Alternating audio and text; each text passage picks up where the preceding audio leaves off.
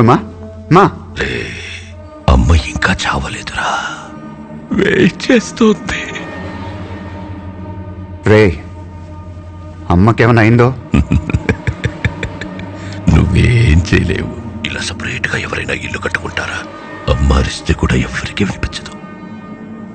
మొదటి పూటికే అరుస్తుంది, గింజుకుంటుంది. ఆ తర్వాత పొడి చేసి ఉంటూ మాత్రమే కదా వినిపిస్తుంది. నిన్ను మోసిన కడుపులో కస కస కసక్కని పొడుస్తా. ఆ సౌండ్ వింటావా? రే రే వద్దు. హే ఉండు, ఎవరో వచ్చినట్టున్నారు. మా ఎక్కడమ్మా? ఇక్కడున్నాన్రా. బ్యాగ్ ఎక్కడ పడితే అక్కడ పెట్టదని ఎన్నిసార్లు చెప్పాలి? తీసాలేమ్మా. మన తమ్ముడా బాగా ఆడుకుని చెమటలతో వచ్చాడు. వీడినిప్పుడు నరికితే రక్తం వేడిగా వస్తుంది. నువ్వు వచ్చేలోపు మీ అమ్మని మీ తమ్ముణ్ణి నరికి పార్ట్స్ అన్ని మిక్స్ చేసి పెడతాను. వద్దు వద్దు, మళ్ళీ చేయొద్దు. ఎందుకురా నన్ను ఆపుతున్నావు? నువ్వు వద్దంటే నేను వదిలేస్తానా? ఓ పని చెయ్, నన్ను బతుమాలుకో. బతుమాలరా, వదిలేస్తాను. ప్లీజ్.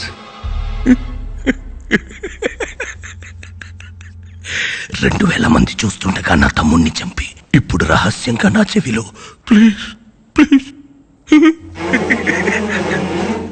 నువ్వు వచ్చేసరికి నీ ఇల్లు వీధి మొత్తం జనాలతో నిండిపోయి ఉంటుంది. నువ్వు ఏడుస్తుంటే ఆ జనాల్లో నేను కూడా నిలబడి చూస్తాను. అమ్మా తమ్ముడు. రే హలో రే.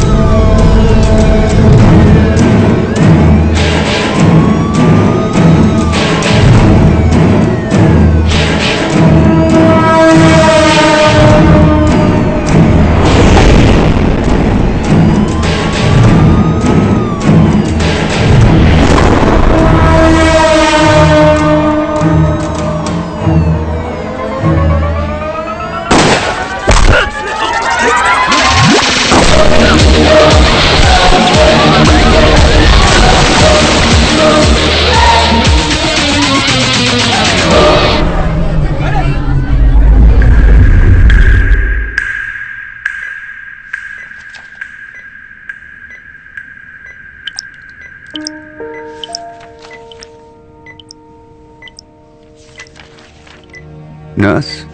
సార్ సార్ మీరు రిలాక్స్ అవ్వండి, స్ట్రెయిన్ అమ్మా, అవ్వకూడదు. మా అమ్మ. సార్ మీరు రిలాక్స్ అవ్వండి సార్, నేను డాక్టర్ని పిలుస్తాను. మా అమ్మకేమైంది? మీ ఫ్రెండ్సే ఉన్నారు సార్.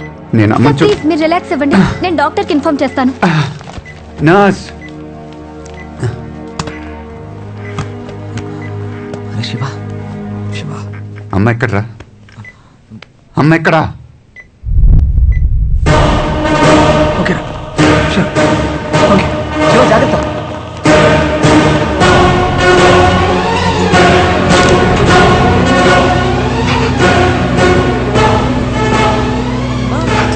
నేను ఆఫ్ చేసింది. అవునా, కరెంటు పోయింది అనుకున్నానే. వాటర్ క్యాన్స్ ఉన్నాయి కదమ్మా. తీసుకురమ్మని ఫోన్ చేశారమ్మా. నేను ఫోన్ చేయలేదే. వెంటనే కావాలని చెప్పారు, అందుకే తీసుకొచ్చా. Madam taxi. నేను బుక్ చేయలేదే. పిజ్జా. పిజ్జానా? Madam medicines. మేడం బిర్యానీ. అమ్మా వెజిటబుల్స్ అమ్మా. Madam ambulance. Madam taxi.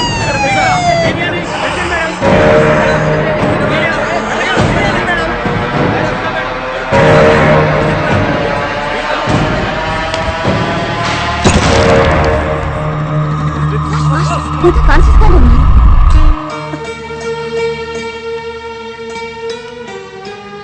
అంత టెన్షన్లో కూడా నువ్వు ఇచ్చిన ఇన్స్ట్రక్షన్స్ వల్ల కాపాడుకోగలిగా. నీకెన్నిసార్లు చెప్పాను మనకు అనవసరమైన విషయాల్లోకి వెళ్ళొద్దురా అని. ఇప్పుడు చూడు. వాడిప్పుడే కాన్షియస్లోకి వచ్చాడు, నువ్వు కొంచెం ఆగు. వినే, వాడికేమైంది? మా మీరంతా కొంచెం బయట ఉంటారా? వీళ్ళతో కొంచెం మాట్లాడాలి. చూసారా, మనకేం జరగలేదని తెలియగానే ఎలా మాట్లాడుతున్నాడో. ఆఫీస్ విషయం అమ్మా, కొంచెం మాట్లాడాలి. నువ్వు ఇంకా ఏదైనా మాట్లాడితే వాడు టెన్షన్ పడతాడు. నువ్వురా, మీరు మాట్లాడి త్వరగా వచ్చేయండి బాబు. రా పదండి. వాడి గురించి ఏమైనా తెలిసిందా? పోలీసులు పట్టుకున్నారా? ఇప్పుడు దాకైతే ఇన్ఫర్మేషన్ లేచివా, నాకు తెలిసి వాడు చచ్చుంటాడు. లేదు, వాడు చనిపోయి ఉండడు. వాడు చావకూడదనే రిస్క్ లేని ప్లేస్లో షూట్ చేశాను. వాడిని ప్రాణాలతో పట్టుకోవాలి. పోలీసులు ఏమన్నా నా గురించి? నువ్వు కాన్షియస్లోకి వస్తే ఎంక్వైరీ చేయడానికి రెడీగా ఉన్నారా? సిబిఐ వాళ్ళకి పోలీసు వాళ్ళకి నీ మీద పీకల దాకా ఉందిరా. మన ఐబీ చీఫ్ మాథ్యూస్ నాకే 300 సార్లు ఫోన్ చేశాడు రా. నువ్వు డిశ్చార్జ్ అయితే నీకుందిరా. వినే, నాకు హెల్ప్ చేస్తావా? చెప్పరా. నేను నన్ను షూట్ చేసిన బ్రిడ్జ్ కింద వాటర్ ఏ ఏరియాస్కి ఫ్లో అవుతుంది డీటెయిల్డ్ మ్యాప్ కావాలి. హై స్పీడ్ ఇంటర్నెట్ కనెక్షన్తో కంప్యూటర్ కావాలి. అరే 4 రోజుల తర్వాత ఇప్పుడు కళ్ళు తెరిచావురా. ఒకవేళ వాడు బతుకున్నా నీకంటే ఎక్కువ డ్యామేజ్ అయి ఉంటుంది. కొంచెం రెస్ట్ తీసుకోరా. అయినా నేను చూడడానికి ఒకరు వచ్చారు, విజిటర్. వెళ్తాం పదరా. రే వినే, వెయిటింగ్ అక్కడ. Vinay. Bye bye bye. Hi, I'm so happy. Congrats. దెబ్బలు తగిలి పడుంటే హ్యాపీ, కంగ్రాట్స్. నువ్వు కాన్షియస్ స్టేట్లోకి వచ్చినందుకు హ్యాపీ. బాడీలో రాడ్ గుచ్చుకున్నా ఏ ఆర్గన్ డ్యామేజ్ అవ్వలేదు, అందుకే congrats. You know I'm medical student right? Reports చూసావా? రిపోర్ట్స్ ఎందుకు చూడడం? నువ్వు అన్కాన్షియస్లో ఉన్నప్పుడు నిన్ను చూసుకుంది నేనే. నువ్వు చూసుకున్నావా? మరీ ఓవర్ చేయకు. నాకు హెల్ప్ చేస్తావా? వెయిటింగ్. హై స్పీడ్ ఇంటర్నెట్ యాక్సెస్తో కంప్యూటర్ కావాలి, వెరీ అర్జెంట్. బాడీలో రాడ్ గుచ్చుకున్నా నువ్వు ఇంకా కంట్రోల్ అవ్వవా? ఏయ్, ఏం చేస్తున్నావు? జరుగు జరుగు జరుగు. మన లవ్ కి మా ఇంట్లో గ్రీన్ సిగ్నల్ ఇచ్చేశారు. లవ్వా? యాక్చువల్లీ నేను లవ్ చేసే ఐడియాలో నిన్ను మీ అమ్మ ఏమన్నారు? ఏమంటుంది? ఇప్పుడు ఇలానే అంటావు, తర్వాత గొడవైంది, బ్రేకప్ అయింది అంటూ ఏదేదో చెప్తామని సీరియస్ గా తీసుకోలేదు. ఏంటన్నావు? ఊరికే చెప్పా, పడుకో.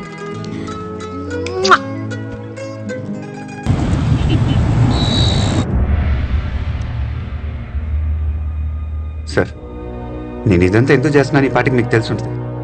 నా మీద యాక్షన్ తీసుకోండి. ఏ సెంటెన్స్ వేసినా okay, but give me 5 days.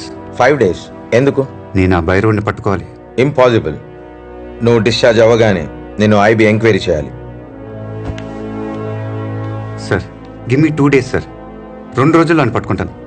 దాని తర్వాత నా మీద ఏ యాక్షన్ అన్నా తీసుకోండి. వాడు ఇంకా ప్రాణాలతో ఉన్నాడు. వాడు కోలుకునే లోపల అని పట్టుకోవాలి. వాడు ఇంకా చాలా ప్లాన్ చేశాడు సార్. అవన్నీ మేము చూసుకుంటాం, పోలీసులు చూసుకుంటారు. Don't waste our time. డాక్టర్తో మాట్లాడొస్తాను. Sir 1 minute. సార్, ఇదంతా నేను చేసింది నా స్వార్థం కోసం కాదని మీకు తెలుసు. వాడు బయట ఉన్న ఒక్కొక్క గంట ఎవరో ఒకరికి ప్రమాదం. హాస్పిటల్ నుంచి డిశ్చార్జ్ అయ్యే వరకు నాకు టైం ఇచ్చారు. దాంట్లో 2 రోజులు వద్దు సార్, 2 hours ఇవ్వండి చాలు. ఇప్పుడు టైం 8. 10 లోపల నన్ను పట్టుకుంటాను. 2 hours లో పట్టుకోగలడా? వాడి బుర్రలో ఏదో ఐడియా ఉండే ఉంటుంది సార్. ఇచ్చి చూద్దాం. Okay, next 2 hours is yours. Catch him. Thank you sir. ఆ కబర్లో డివైస్ అన్ని ప్యాక్ చేయి. ఓకే. ఈ హాస్పిటల్ 11th floor లో కన్స్ట్రక్షన్ వర్క్ జరుగుతుంది. మనం అక్కడికి వెళ్దాం సార్.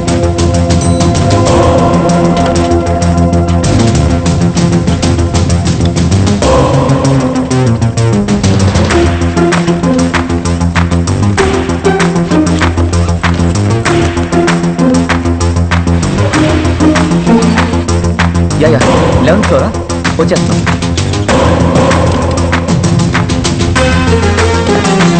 Hello sir.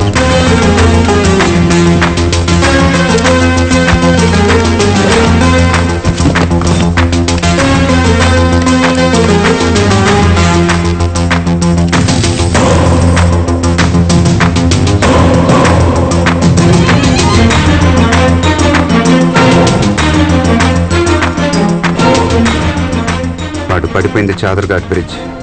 ఎక్కువ దూరం పరిగెత్తలేదు. దోపి గల్లీ, శంకర్ నగర్ కాలనీ, నింబోలియాట, మలక్పేట్, ఈ 4 ఏరియాలో ఏదో ఒక ఇంట్లోనో లేదా హాస్పిటల్లోనో వాళ్ళని బెదిరించి అక్కడే ఉండి ట్రీట్మెంట్ తీసుకుంటూ ఉండాలి. హాస్పిటల్ వాడికంత సేఫ్ కాదు. అది డెఫినెట్గా ఒక ఇల్లు అయి ఉండాలి. వాడు ఏదైనా వెహికల్ ఎక్కి అక్కడి నుంచి ఎక్కడికైనా పారిపోయి ఉండొచ్చు కదా. కరెక్ట్. బుల్లెట్ తగలకపోతే వాడు అదే చేసి ఉండేవాడు. కానీ బుల్లెట్ వూన్స్తో స్విమ్ చేసినందుకు చాలా ఎనర్జీ డ్రైన్ అయి ఉంటుంది. బ్లడ్ లాస్ కూడా. వాడికి ఇమీడియట్గా సేఫ్ ప్లేస్ ట్రీట్మెంట్ అవసరం. వాడు ఇప్పుడు అదే చేసి ఉంటాడు. పోలీసులను యూజ్ చేయకూడదు. వాడు గురించి వెతకటం కానీ ఎంక్వైరీ కానీ చేయకూడదు. ఇప్పుడు ఆడు ఉంటున్న చోటుకి పక్కింటోళ్ళు, ఎదురింటోళ్ళు లేదా స్ట్రీట్లో ఎవరన్నా మనకు హెల్ప్ చేస్తే వాడిని అక్కడే నొక్కేయచ్చు.